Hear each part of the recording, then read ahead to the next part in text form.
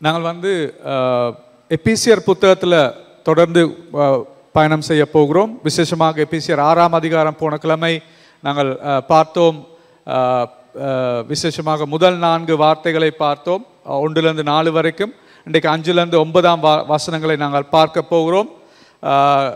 இந்த புத்தகத்தை தொடர்ந்து பார்த்து கொண்டு போகிற பொழுது உங்களுக்கு விளங்குகிறதா இருக்கும். இப்பொழுது இந்த புத்தகத்தில் முதல் 3 அதிகாரங்களில் எவ்வாறு பவுல் எங்களுக்கு விசேஷமாக ஆண்டவர் எங்கள் வாழ்க்கையில் செய்த காரியங்களை குறித்து முதலில் அவர் தெளிவாக பேசுகிறார்.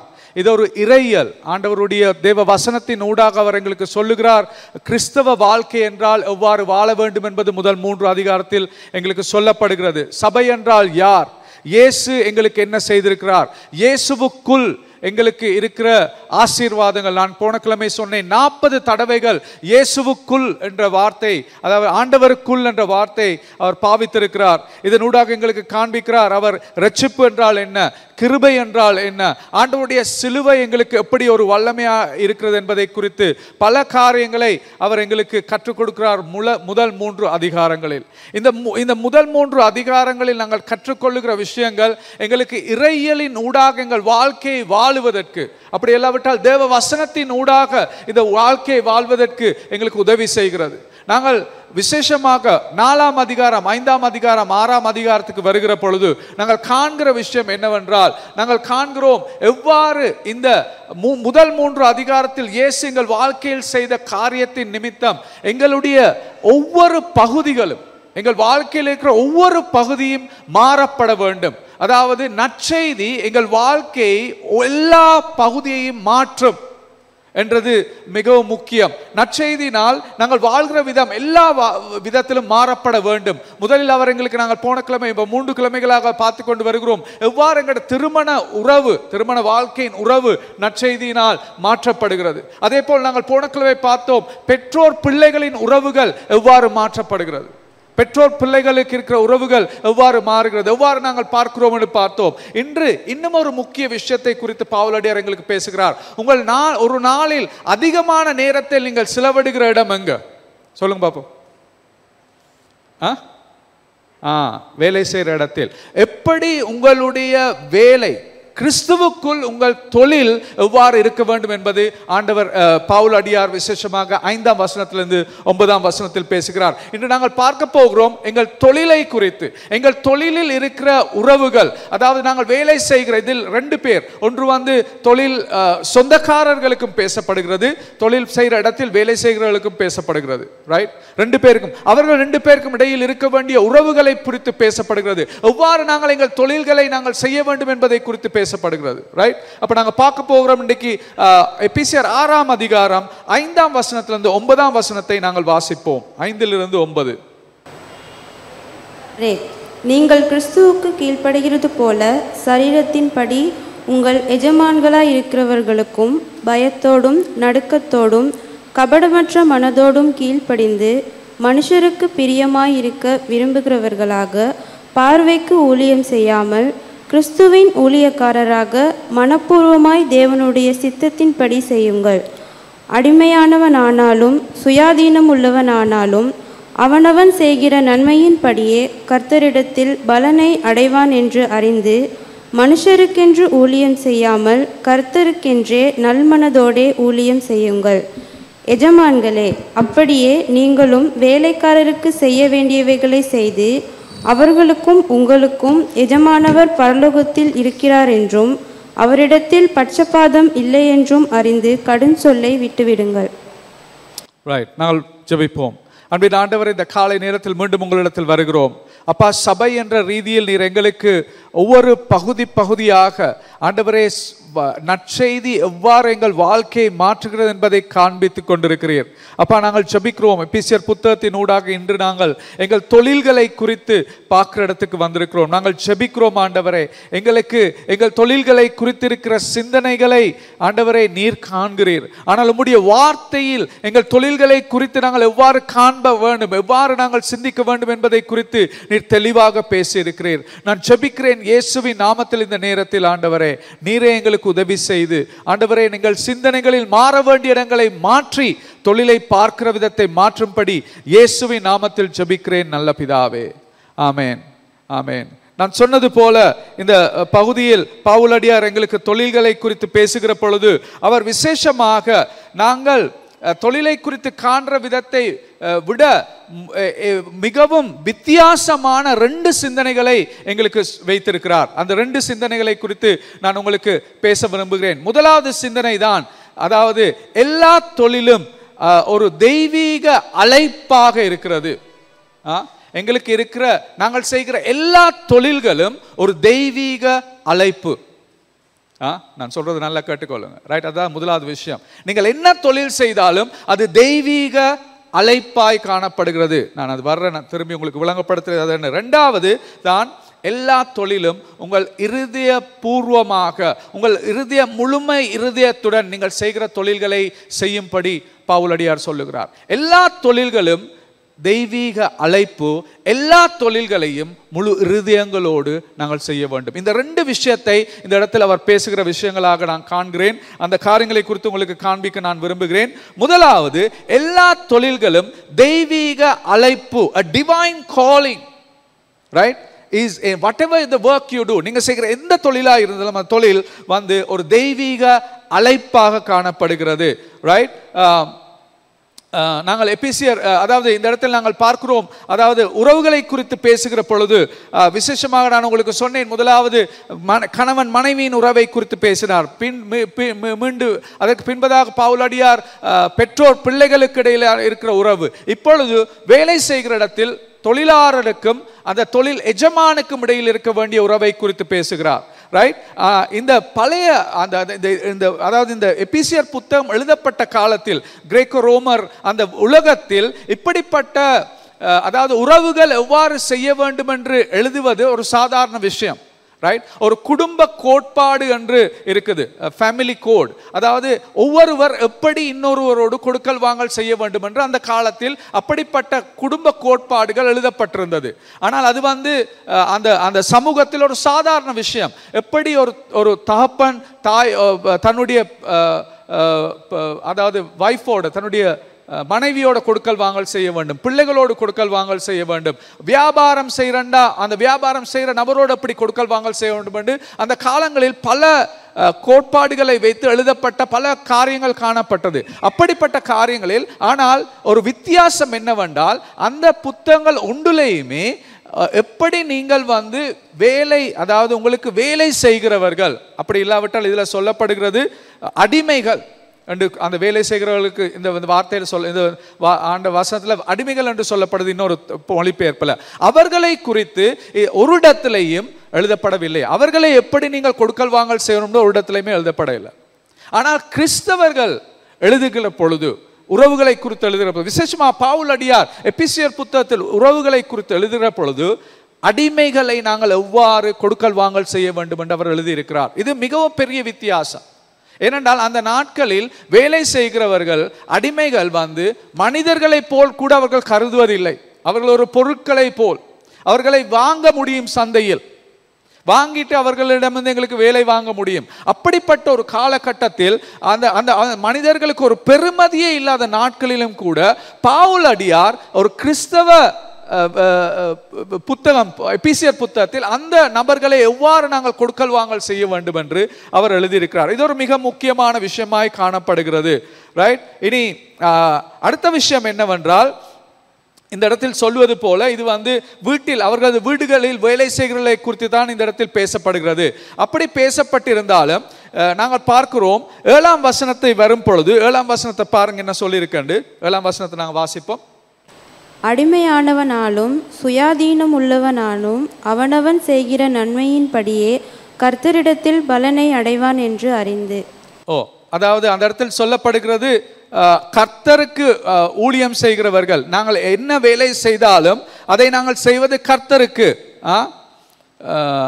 6வது வசனம் எப்படி சொல்லுது? அவர்களுடைய பாராட்டுகளை மட்டும் பெறுவதற்காக அல்ல, அவர்கள் உங்களை கவனிக்கும் போது மட்டும் அப்படி கீழ்ப்படியாமல் உங்கள் முழு இருதயத்தோடும் இறைவனுடைய திட்டத்தை செய்யும் என்று சொல்லப்படுகிறது. 6ஆம் வசனம் இன்னொரு இந்த மொழிபெயர்ப்பில் சொல்றது, மனுஷருக்கு பிரியமாய் விரும்புகளாய் பார்வைக்கு ஊழியம் செய்யாமல் கிறிஸ்துவுக்கு ஊழியக்காரராக மனப்பூர்வமாய் தேவனுடைய சித்தத்தின்படி செய்யுங்கள் என்று இந்த இடத்தில் செய்யப்படுகிறது. அதாவது இந்த வீட்டில் வேலை செய்கிறவர்கள் கூட இந்த இடத்தில் அவர்கள் அடிமைகளை போல் வேலை செய்தாலும் அவர்கள் செய்கிற வேலையை தேவனுக்கு செய்கிறதை போல் செய்யும்படி இந்த இடத்தில் சொல்லப்படுகிறது. அது ஒரு வித்தியாசமான சிந்தனை, ஒரு வித்தியாசமான சிந்தனை. இந்த சிந்தனை இன்று எங்களுக்கு எப்படி எங்களை பாதிப்பது, எங்களுக்கு எவ்வாறான ஒரு தாக்கத்தை ஏற்படுத்துது என்பதை நாங்கள் விளங்கிக் கொள்ள வேண்டும்.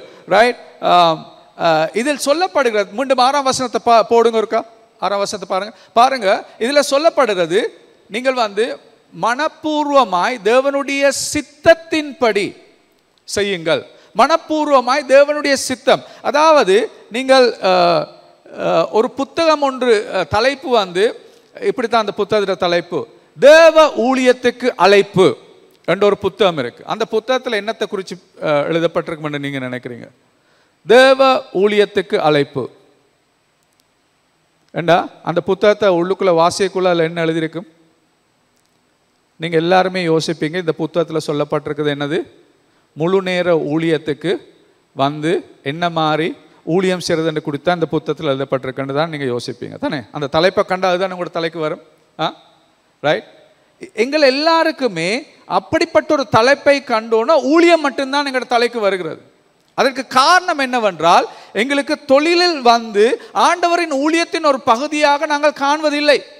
நாங்கள் செய்கிற தொழில்கள் ஆண்டவரின் ஊழியத்தின் ஒரு பகுதியாக நாங்கள் காணாதபடினால்தான் தேவ ஊழியத்துக்கான அழைப்பு என்று சொல்லிக்குள்ள எங்களுக்கு இருக்கிறது. தேவ சித்தம் ஊழியம் மட்டும்தான், ஊழியம் செய்வது மட்டும்தான். ஆனால் இந்த இடத்தில் பாருங்கள், தேவனுடைய சித்தம், அதாவது ஆங்கில பைபிளில் சொல்லப்படுது அக்கார்டிங் டு காட்ஸ் காலிங், ஆண்டவருடைய அழைப்பின்படி, தேவ சித்தம் என்ற ஆண்டவருடைய அழைப்பின்படி அந்த தொழிலை செய்யுங்கள். அதாவது உங்களுக்கு நீங்கள் செய்கிற தொழிலும் ஆண்டவரால் உங்களுக்கு அழைக்கப்பட்ட ஒரு காரியமாக இருக்கிறது. நீங்க செய்கிற தொழில்கள் ஆண்டவரின் சித்தத்தின்படி உங்களுக்கு உங்களுக்கு கொடுக்கப்பட்டிருக்கிற, உங்களுக்கு இருக்கிற டேலண்ட்ஸ், உங்களுக்கு இருக்கிற என்னது திறமைகளுக்கு ஏற்ப, உங்களுக்கு இருக்கிற படிப்பினைக்கு ஏற்ப ஆண்டவர் உங்களுக்கு கொடுத்த ஒரு வேலை தான் அந்த வேலை. அது ஆண்டவரால் கொடுக்கப்பட்ட ஒரு அழைப்பாகவே காணப்படுகிறது.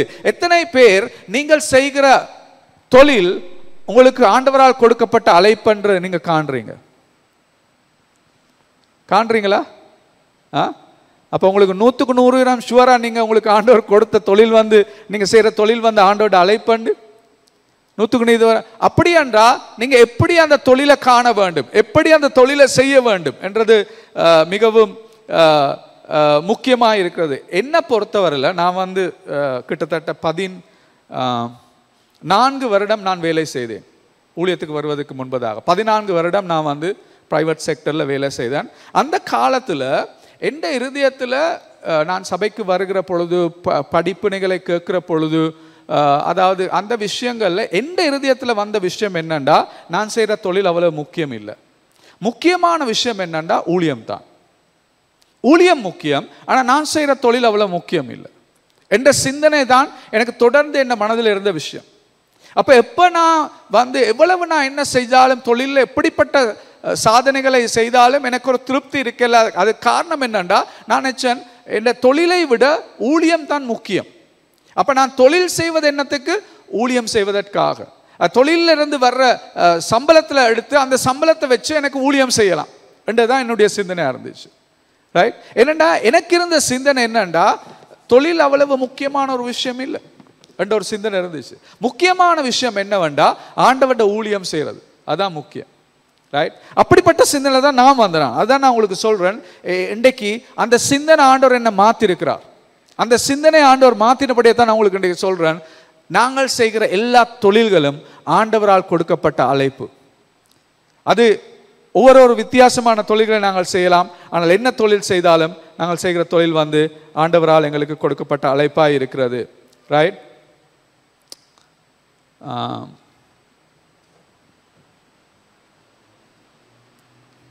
மார்ட்டின் லூத்தர், அதாவது திருச்சபையின் தந்தை என்று அவர் அழைக்கப்படுகிறார். அவர்தான் விசுவாசத்தின் ஊடாக ரட்சிக்கப்படுவாய் என்ற சிந்தனை முதலாய் கொண்டு வந்தவர் அவர்தான். ஆண்டவருடைய வார்த்தையின் ஊடாக கேள்விப்பட்டிருப்பீங்க, மார்ட்டின் லூத்தர். அவர்தான் சீர்திருத்தம் என்றதை கொண்டு வந்து 500 எத்தனையோ ஆண்டுகளுக்கு முன்பதாக கொண்டு வந்து சபையின் தந்தையாக அவர் அழைக்கப்படுகிறவர். அவர் சொல்லுகிறார், ஆண்டவருடைய அதாவது நாங்கள் சொல்லுவோம் ஆண்டவருடைய ஜெபம் என்று சொல்லுவோம். மத்தேயு 9ஆம் அதிகாரம் ஆண்டவருடைய ஜெபம் இருக்குது. அந்த ஜெபத்துல 11வது வசனத்தை எடுத்து பாருங்க. 11வது வசனம் 50ஆம் அதிகாரம் 11ஆம் வசனம். ஏழுமண்டா வாசிங்க. மத்தேயு 9:11. அதுல அந்த ஆண்டவருடைய ஜெபத்தில் அவர் சொல்லுகிறார், எங்களுக்கு தேவையான சாப்பாட்டை எங்களுக்கு தரும்படி அந்த இடத்தில் சொல்லப்படுகிறது. புரட்டி கொண்டீங்களா? மத்தேயு 9:11 யாராவது இருந்தா வாசிங்க. எங்களுக்கு வேண்டிய ஆகாரத்தை இன்று எங்களுக்கு தாரும்.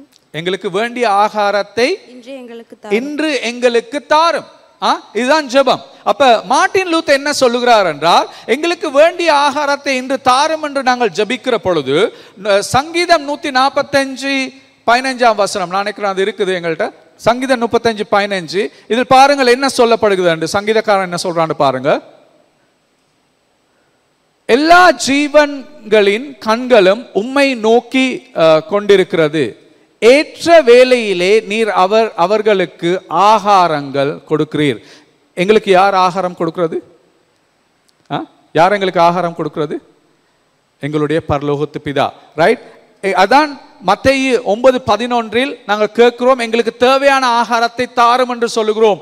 அதாவது சங்கீதக்காரன் 145 சொல்றான், எல்லா கண்களும் உங்கள் மேல் வைக்கப்பட்டிருக்கிறது, நீர் அவர்களது ஆகார தேவைகளை சந்திக்கிறீர் என்று சொல்லப்படுகிறது. இப்போ மார்ட்டின் லூத்தர் என்ன சொல்லுகிறார் என்றா, உங்களோட ஆகார தேவை எப்படி சந்திக்கப்படுகிறது?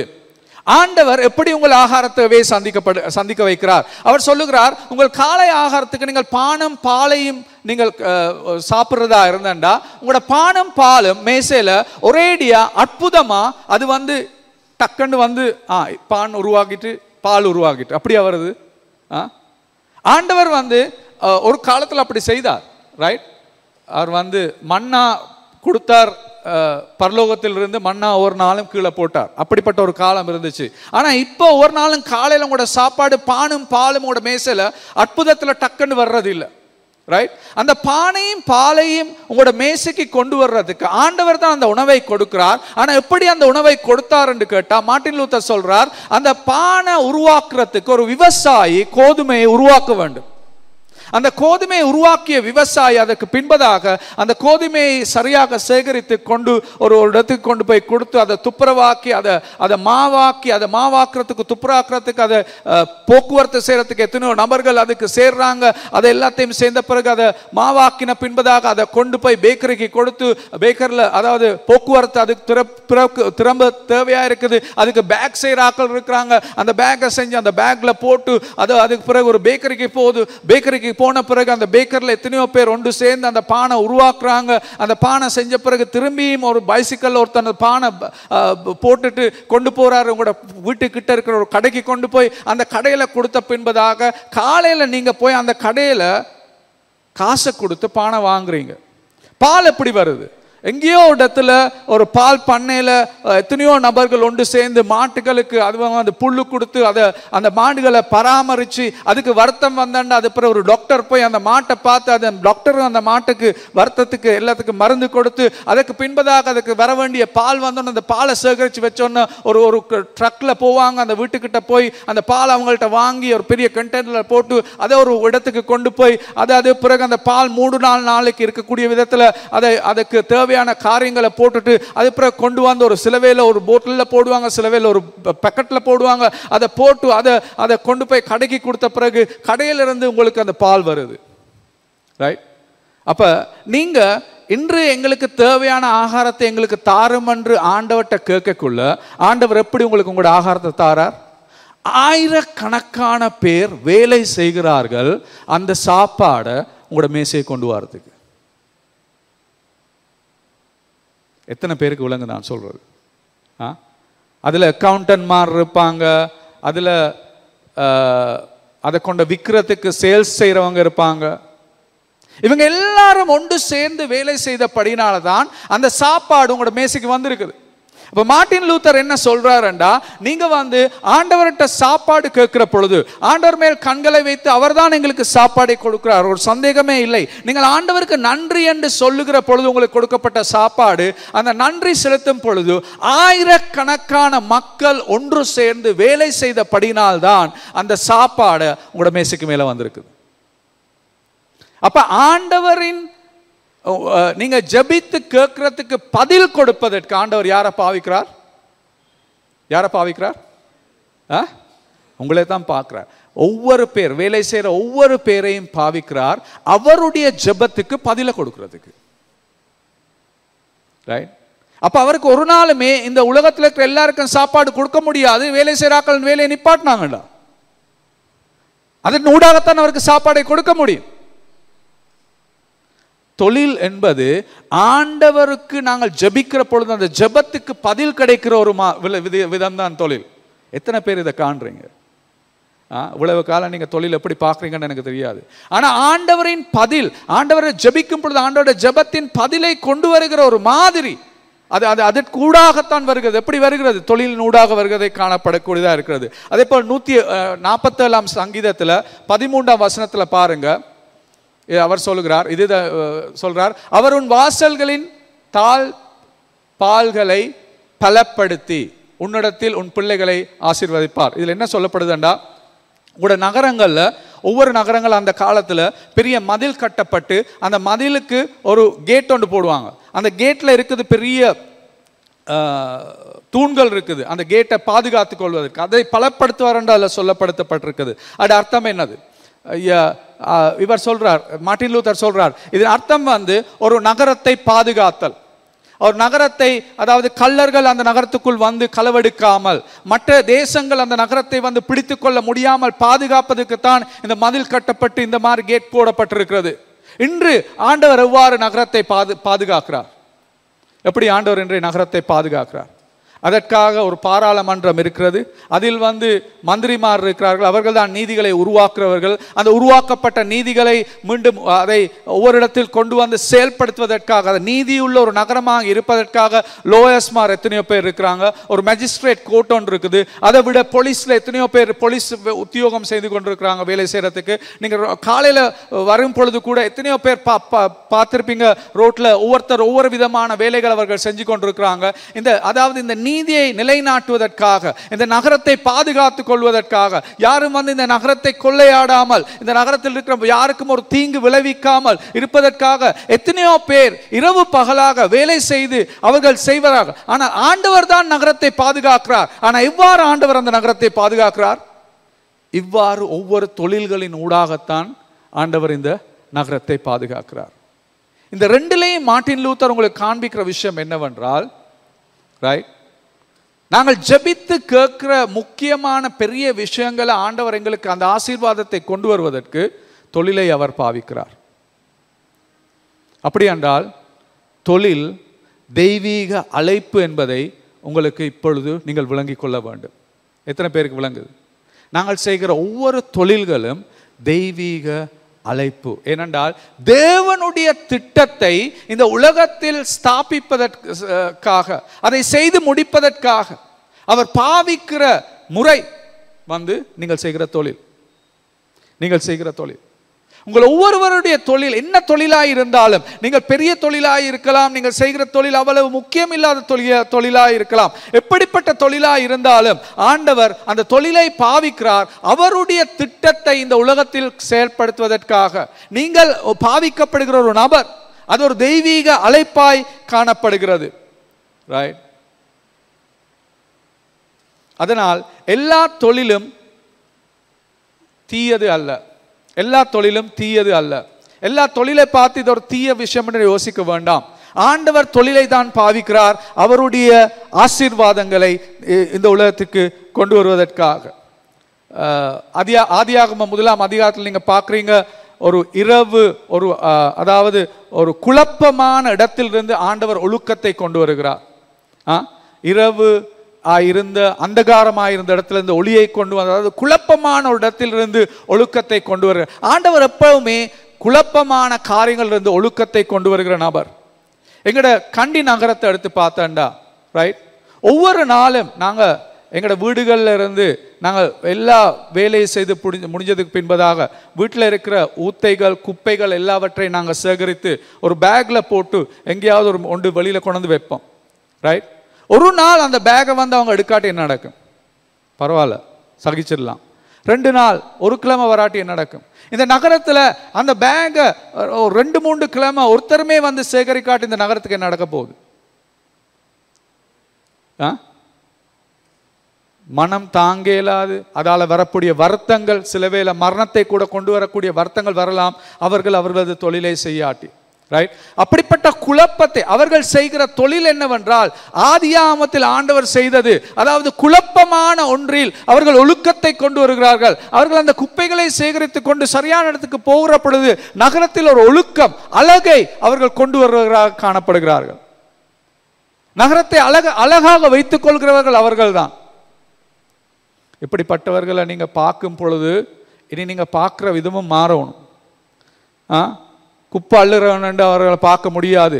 அவர்கள் செய்கிற தொழில் தெய்வீக அழைப்பு, ஆண்டவரால் அழைக்கப்பட்ட தெய்வீக அழைப்பை அவர்கள் செய்கிற நபர்களாக இருக்கிறார்கள். என்ன தொழில் செய்தாலும் அவர்கள் செய்கிற தொழில் வந்து தெய்வீக அழைப்பாக இருக்கிறது. எங்களோட சமூகத்தில் தொழிலை நாங்கள் அதுக்கு கொடுக்குற ஒவ்வொரு இடங்கள், நல்ல அழகா ஷர்ட் உடுத்துட்டு ஒரு டை ஒன்று போட்டுட்டு வேலைக்கு போனால் அவர் பெரிய வேலை பார்க்குறார்.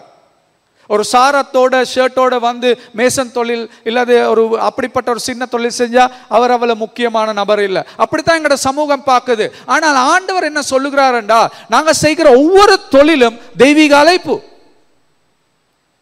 அப்ப அவர் எப்படி உடுப்பு உடுத்திருந்தாலும், எப்படிப்பட்ட வேலை அவர் செய்தாலும், எல்லாருமே ஆண்டவருக்குள் அழைக்கப்பட்ட தெய்வீக அழைப்பை செய்கிற நபர்களாய் காணப்படுகிறார்கள். அவர்கள் மிகவும் முக்கியமான நபர்கள். ஒருத்தரையும் எங்களுக்கு உயர்த்தி தாழ்த்தி பார்க்க முடியாது.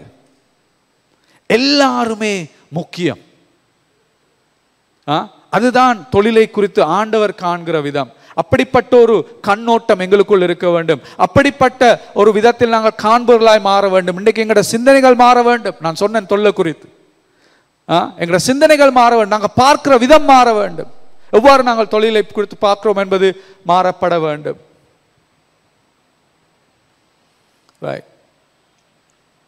நீங்க காண்பீங்க, சில வேளை வரைக்குள்ள ஒரு டிராஃபிக் போலீஸில் ஒரு ஆள் இருந்துட்டு ஒரு ஜங்ஷனில் இருந்துட்டு அவர் வந்து ஒவ்வொரு இடத்துல நிப்பாட்டி போக விடுவார். அந்த அவர் இல்லாத நேரத்தில் என்ன நடக்குதுன்னு கண்டிருக்கீங்களா?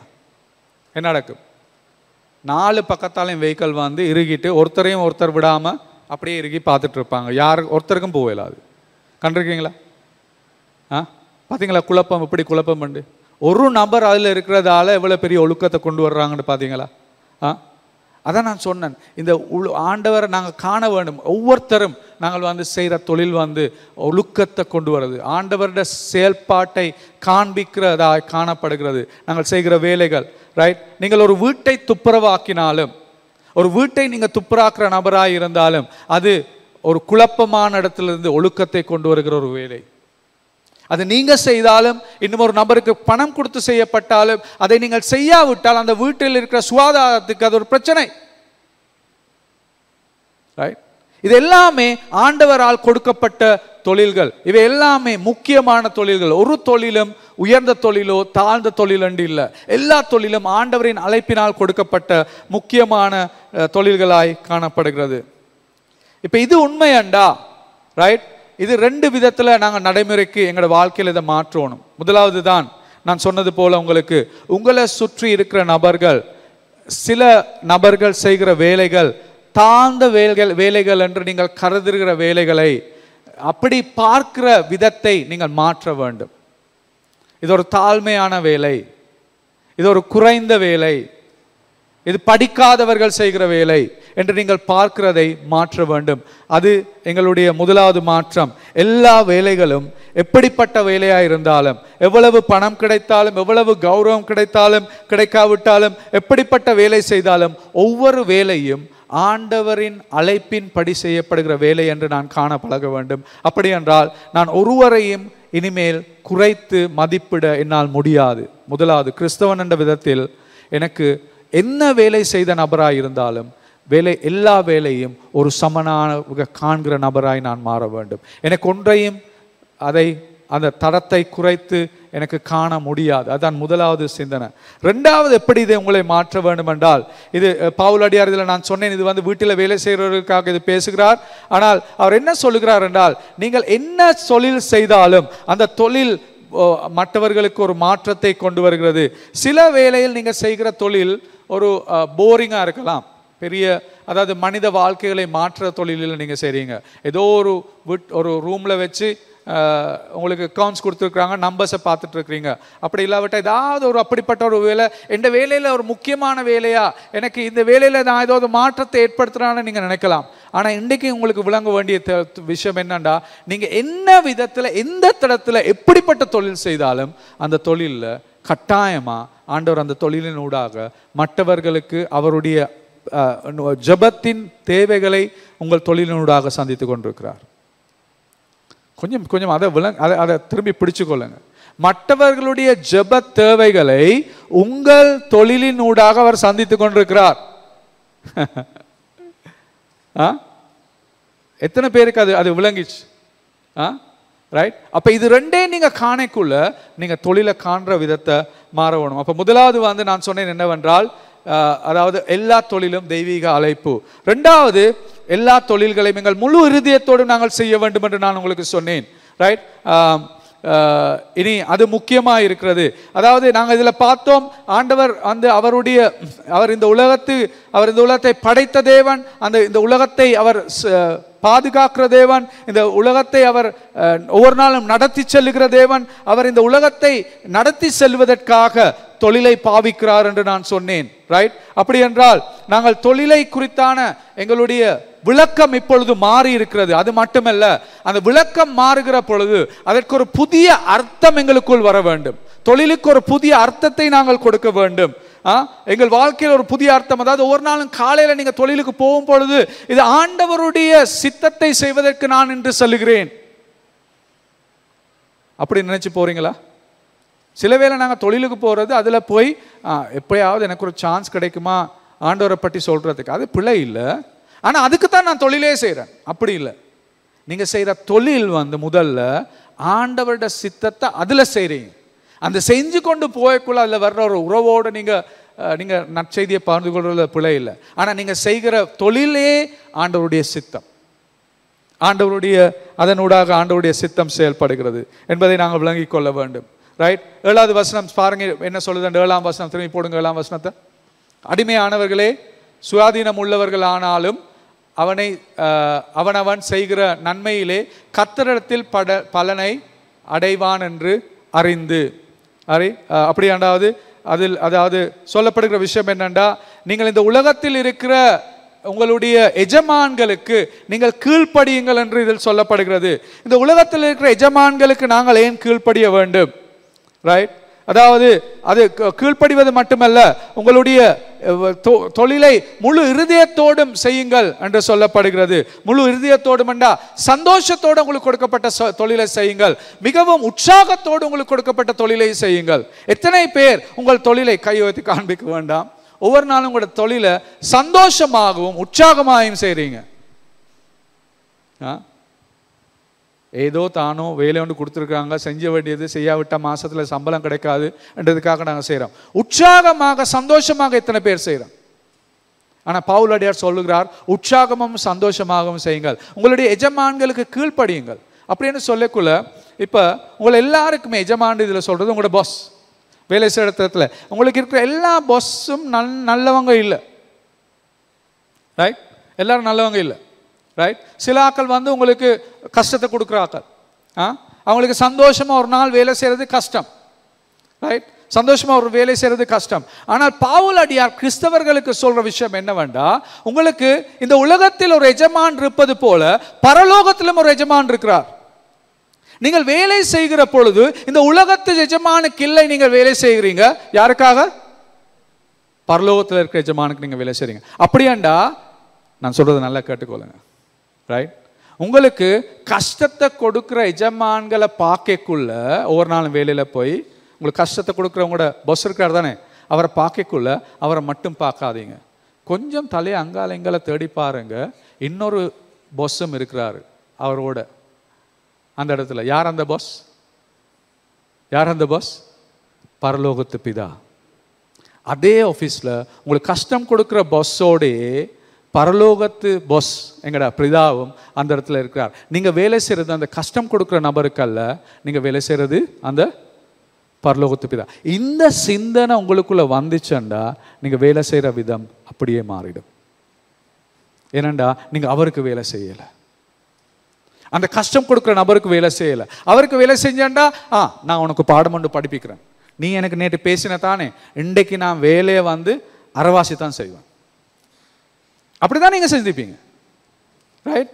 ஆனா அதே நேரத்தில் அந்த இடத்துல இருக்கிற அந்த பாஸுக்கு பக்கத்தில் இருக்கிற பரலோகத்து பிதாக்கு தான் நீங்க இதை செய்றீங்க. ஏன்னா அதான் ஆண்டோட வார்த்தை சொல்லுகிறது, நீங்கள் செய்கிற எல்லாமே பரலோகத்து பிதாவின் சித்தத்தை செய்வதற்காக செய்யுங்க. அப்படியாண்டா அவர் எவ்வளவு பேசினாலும் பேசாவிட்டாலும் என் வேலையில் ஒரு மாற்றம் இல்லை. நான் செய்வது ஆண்டவருக்கு செய்வதை போல் உற்சாகமா சந்தோஷமா என்ன பிரச்சனை இருந்தாலும் என் வேலையை நான் செய்து கொண்டிருப்பேன். எப்படிப்பட்ட ஒரு மாற்றம் வரும் அப்படி நீங்க வேலை செய்ய தொடங்கினா. எவ்வளவு கஷ்டம் கொடுக்கிற பாஸா இருந்தாலும் நீங்க சந்தோஷமா உற்சாகமா உங்களுக்கு செய்யக்கூடிய எல்லாவற்றையும் சந்தோஷமா அந்த வேலையில நீங்க செஞ்சு முடிக்கிற நபரா இருந்தா எவ்வளவு பெரிய மாற்றம் அந்த வேலையில வரும்னு யோசிச்சு பாருங்க. பவுல் சொல்றபடி, ரைட்? 2 விதமான மாற்றங்கள் வரும் நீங்க இப்படி வேலை செய்ய தொடங்கினா. முதலாவது மாற்றம் என்ன தெரியுமா? இது உங்களை விடுதலை செய்யும். ஏன்னா இவ்வளவு காலமும் உங்களுக்கு இருக்கிற பெரிய பிரச்சனை உங்களோட பாஸ். இப்போ அதுலேருந்து உங்களுக்கு விடுதலை வந்துட்டு. ஏன்னாடா இப்போ உங்களோட பாஸ் அவர் இல்லை, அவர் இந்த உலகத்து பாஸ். ஆனால் உங்களுக்கு இன்னொரு பாஸ் இருக்கிறார், அவர் பரலோகத்து பாஸ். அவர் நல்லவர், அவர் உங்களுக்கு அப்படி தீமை செய்கிற நபர் இல்லை. அப்படியாண்டா நீங்கள் உங்களுக்கு ஒரு விடுதலை வந்துடும். அதுக்குள்ள ஒரு நாளும் போய் உங்களோட மனதை குழப்பி கொண்டு இவர் இப்படி சொல்லிட்டார் அவர் அப்படி சொல்லிட்டார் நீங்க யோசிச்சுட்டு இருக்க தேவையில்லை. ஏன்னா நீங்க செய்யற வேலை எல்லாமே செய்யறது பரலோகத்து பிதாக்கு. அப்ப சந்தோஷமா ஒரு நாளும் போய் உங்களுக்கு வேலை என்ன பிரச்சனை இருந்தாலும் உங்களோட வேலையை உங்களுக்கு செய்யலாம். முழுமையா அந்த வேலையை செய்து முடிக்கிறதுக்கு உங்களுக்கு கூடியதா இருக்கிறது. சந்தோஷம், அது உங்களை விடுதலை செய்கிற ஒரு விஷயம். 2வது விஷயம் என்னண்டா, நீங்க இதை செய்ய தொடங்கினீங்கண்டா என்ன தெரியுமா நடக்கும்? நீங்க பரலோகத்து பாஸுக்கு வேலை செய்ய தொடங்கினீங்கண்டா உற்சாகத்தோடு சந்தோஷத்தோடு பூலோக பாஸ்மார் உங்களுக்கு பின்னால வர தொடங்கிடுவாங்க. நான் சொல்றது நல்லா கேட்டுக்கொள்ளுங்க. நீங்க பரலோகத்து பிதாவுக்கு உற்சாகமா சந்தோஷமா ஒரு நாளும் உங்களோட வேலையை செய்ய தொடங்கினீங்கண்டா பூலோகத்தில் இருக்கிற பாஸ்மார் உங்களுக்கு பின்னால தேடிட்டு வருவாங்க. நீங்க தான் அவங்களுக்கு வேணும். ஏனண்டா நீங்க வேலை செய்யறது அவங்க என்ன சொன்னாலும் உங்களோட வேலையில மாற்றம் இல்லை. நீங்க நல்லா செய்றீங்க, நீங்க உற்சாகமா செய்றீங்க, சந்தோஷமா செய்றீங்க. எத்தனையோ பேர் தேடி வருவாங்க, நீங்க எனக்கு என்னோட வேலை செய்யுங்க, நீங்க என்னோட வேலை செய்யுங்க, உங்களே தேடி வருவாங்க, ரைட்? நான் வேலை செய்யற நாட்கள்ல நான் ஒரு கம்பெனியில் வேலை செஞ்சேன். கிட்டத்தட்ட ஒரு 4 வருடங்கள் அந்த கம்பெனியில் வேலை செய்யக்குள்ள மிக கஷ்டப்பட்டு நான் இந்த வேலையில் நான் 100க்கு 100 கஷ்டப்பட்டு வேலை செய்கிற நபர். அப்படி வேலை செய்து கொண்டு இருக்கும் பொழுது எனக்கு இருந்த பாஸ் என் இமீடியட் பாஸ் அவள் நான் செஞ்ச வேலை எல்லாமே அதுக்கு அங்கால கொண்டு போக மாட்டா. அதை எல்லாத்தையும் மூடி அவள் தான் என் இமீடியட் பாஸ், அவளுக்கு தான் தெரியும் நான் என்ன செய்கிறேன்னு. அவள் எல்லாத்தையும் எடுத்து அவள் காண்பிக்கிறது தான் செஞ்ச மாதிரி காண்பிச்சு கொண்டு இருந்தா. எனக்கு ஒரு மனதில் ஒரு நோவு இருந்துச்சு. பல வருடங்கள், ஒரு மாதம் 2 மாதம் இல்லை, வருடக்கணக்காக இது போச்சு.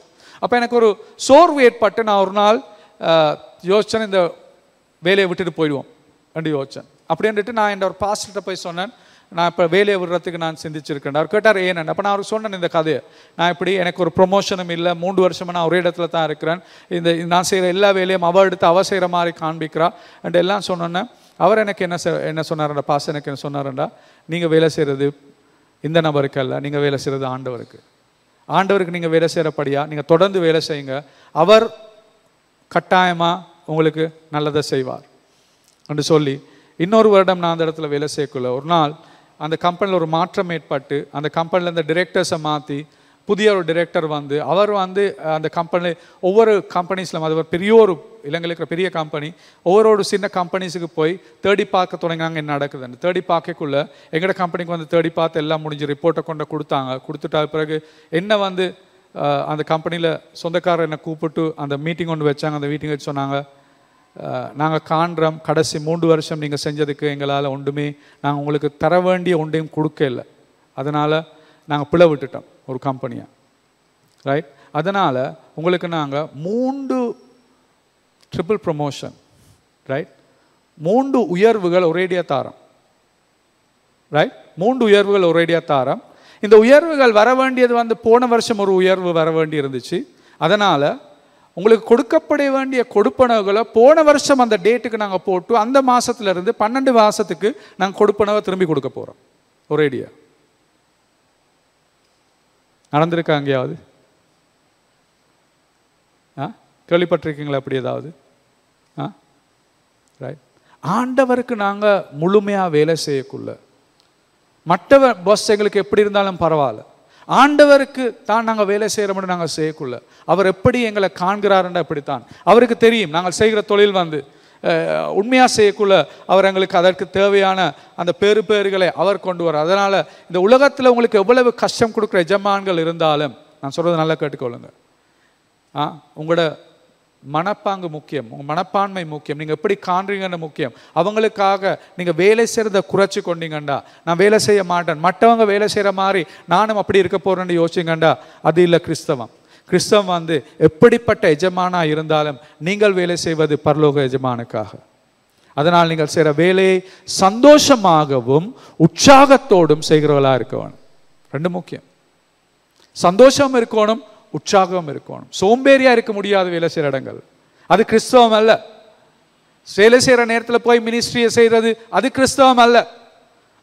அவங்களுக்கு தெரியாது நான் கொஞ்சம் வெளியில் போகிறேன்ட்டு போய் 2-3 பேரை விசிட் பண்ணிட்டு நான் பாஸ்டர் எனக்கு விசிட் பண்ண கொடுத்துருக்கிறார் வேலை நேரத்தில் அதை போய் செய்கிறது அது கிறிஸ்தவம் அல்ல. ரைட், கிறிஸ்தவம் அண்டா அவங்க கொடுத்த அந்த நேரத்துக்கு அவங்க கொடுக்குற கொடுப்பனவுக்கும் அதிகமாக உற்சாகமாக சந்தோஷமாக அவங்களுக்கு நாங்கள் ஊழியம் செய்வோம். கண்ணால் பார்த்தாலும் பார்க்காவிட்டாலும் நாங்கள் செய்கிறது மாற முடியாது. பஸ் இருக்கக்குள்ள உற்சாகமாக வேலை செஞ்சு பஸ் இல்லாத நேரம் ரைட் அவர் போயிட்டார், இப்போ நான் எனக்கு வேண்டுமான மாதிரி இருப்போம். அப்படி இல்லை. அதான் ஆண்டவருடைய வசனம் சொல்றார், அதான் பவுலடியார் சொல்றார், கண்டாலும் காணாவிட்டாலும் உன்னுடைய மனப்பான்கு மாற முடியாது, மனப்பான்மை மாற முடியாது, நீ இதை காண்கிற விதம் மாறக்கூடாது என்று அவர் சொல்லுகிறார். ரைட், அது பிறகு 9ஆம் வார்த்தையில் நாங்கள் காண்கிறோம் எஜமான்களுக்கு அவர் பேசுகிறார். எஜமான்களுக்கு பேசும் பொழுது அவர் சொல்லுகிறார் உங்களுடைய, அதாவது இது வந்து பிஸ்னஸ் ஓனர்ஸ், வியாபார சொந்தக்காரர்களுக்கு அவர் பேசுகிறார். ஒரு தலைமத்துவத்தில் இருக்கிறவர்களுக்கு பேசுகிறார். உங்களுக்கு கீழே வேலை செய்கிறவர்களை நீங்கள் வந்து கௌரவத்தோடு அவர்களை கையாளுங்கள், கௌரவத்தோடு அவர்களை கையாளுங்கள் என்று சொல்லுகிறார். அவர்களை அதே போல் அவர்களை வேலையை இல்லாமாக்குவன் என்று சில வேலை அப்படிதான் சொல்லலாம், வேலையை இல்லாமாக்கிடுவான். அப்போ பயத்தை போட்டு தான் வேலை வாங்குறது, அப்படி செய்ய வேண்டாம். ஆண்டோட வார்த்தை சொல்லுது. 9ஆம் வசனத்தை பாருங்க என்ன சொல்லுது. 9ஆம் வசனத்தை போடுங்க. எஜமான்களை அப்படியே நீங்களும் வேலைக்காரர்களுக்கு செய்ய வேண்டியவளை செய்து அவர்களை உங்களுக்கும் எஜமானான பரலோகத்தில் இருக்கிற என்று அவரிடத்தில் பட்சபாதம் இல்லை என்றும் அறிந்து கடுஞ்சொல்லை விட்டுவிடுங்கள். கடுஞ்சொல்லை விட்டுவிடுங்கள். பாருங்க என்ன சொல்லியிருக்கேன், கடுமையாக கொடுக்கல் வாங்கல் செய்ய வேண்டாம். அவர்களை உங்களுக்கும் அவர்களுக்கும் ஒரே எஜமான் தான் இருக்கிறார். நீங்க இந்த உலகத்துல வியாபாரத்தை சொந்தமா இருக்கலாம், இந்த உலகத்துல நீங்க வந்து அந்த இடத்துல நீங்க பெரிய இடத்துல இருக்கலாம், ஆனா உங்களுக்கும் அவர்களுக்கும் உங்களுக்கு கீழே வேலை செய்கிறவர்களுக்கும் இருக்கிறது ஒரே எஜமான். யார் அந்த எஜமான்? பரலோகத்து பிதா. அதனால உங்களுக்கு ஒரு உயர்ந்த ஸ்தானம் இருக்கிறபடியா உங்களுக்கு கீழே இருக்கிறவங்களை நீங்க வந்து உங்களுக்கு வேண்டிய மாதிரி அவங்களோட கொடுக்கல் வாங்கல் செய்ய முடியாது. அவங்கள மரியாதையா கௌரவத்தோடு கடுஞ்சொற்களால் திட்டாமல் கௌரவத்தோடு அவர்களை கொடுக்கல் வாங்கல் செய்ய நாங்கள் கற்றுக்கொள்ள வேண்டும். ரைட், இதுதான் தொழிலை குறித்து பவுலடியார் எங்களுக்கு சொல்லுகிற முக்கியமான காரியமாக இருக்கிறது.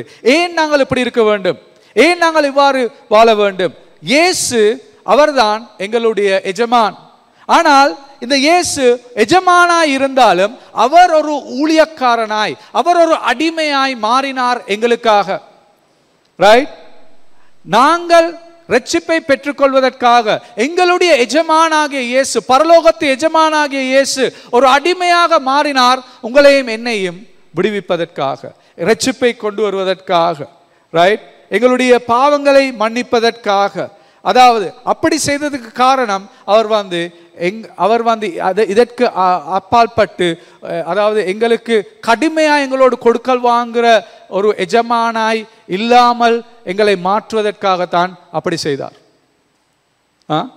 எங்களுக்காக அவர் இந்த உலகத்தில் அவர் எஜமானா இருந்து அவர் வந்து ஒரு அடிமையாய் மாறினதுக்கு காரணம், நாங்கள் கடுமையாக இருக்கிற எஜமான்களாகிய நாங்கள் எங்களை அவர் ரட்சிப்பதற்காக, கடுமையாக இருக்கிற எஜமான்களாகிய எங்களை அவர் விடுதலை செய்வதற்காக பாவத்திலிருந்து. அப்படி இதை நாங்கள் புரிந்து கொண்டோம் என்றால் எங்களுக்கு அதை மீண்டும் அதற்கு அப்பாற்பட்ட விதத்தில் எங்களுக்கு இன்னுமே கடுமையான இருதயங்களோடு மக்களோடு கொடுக்கல் வாங்கல் செய்ய முடியாது. இயேசு எங்களுக்காக செய்த காரியத்தின் நிமித்தம்.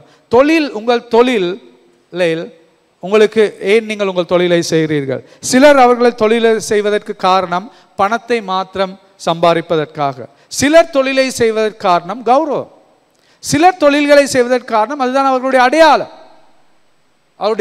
நான் ஒரு டாக்டர், நான் ஒரு லாயர், அவருடைய அடையாளமே தொழில் தான். நான் ஒரு வியாபாரி, ஒரு அடையாளத்துக்காக சிலர் தொழில் செய்கிறார்கள். ஆனால் ஆண்டவர் சொல்லுகிறார், இப்படிப்பட்ட காரணங்களுக்காக தொழில் செய்ய வேண்டாம், அடையாளத்துக்காக தொழில் செய்ய வேண்டாம், உங்களுக்கு பணத்தை சம்பாதித்துக் கொள்வதற்காக தொழில் செய்ய வேண்டாம். நீங்கள் தொழில் செய்கிற பொழுது, நீங்கள் தொழில் செய்வது, கிறிஸ்தவர்கள் தொழில் செய்வதற்கான ஒரே காரணம் ஆண்டவருடைய சித்தத்தை இந்த உலகத்தில் செய்து முடிப்பதற்காகத்தான் நீங்கள் தொழில் செய்கிறீர்கள். ஒரு போதகர் என்ற விதத்தில் எனக்கு இருக்கிற அதே அழைப்பு தான் தொழில் செய்கிற உங்கள் ஒவ்வொருவருக்கும் இருக்கிற அழைப்பு, வித்தியாசம் இல்லை. எனக்கும் ஆண்டவர் அழைச்சிருக்கிறார் ஆண்டவருடைய சித்தத்தை இந்த உலகத்தில் செய்வதற்காக, உங்களையும் ஆண்டவர் அழைத்திருக்கிறார் ஆண்டவருடைய சித்தத்தை இந்த உலகத்தில் செய்வதற்காக. அதனால்தான் நாங்கள் தொழிலை காண்கிற விதம் மாற வேண்டும்.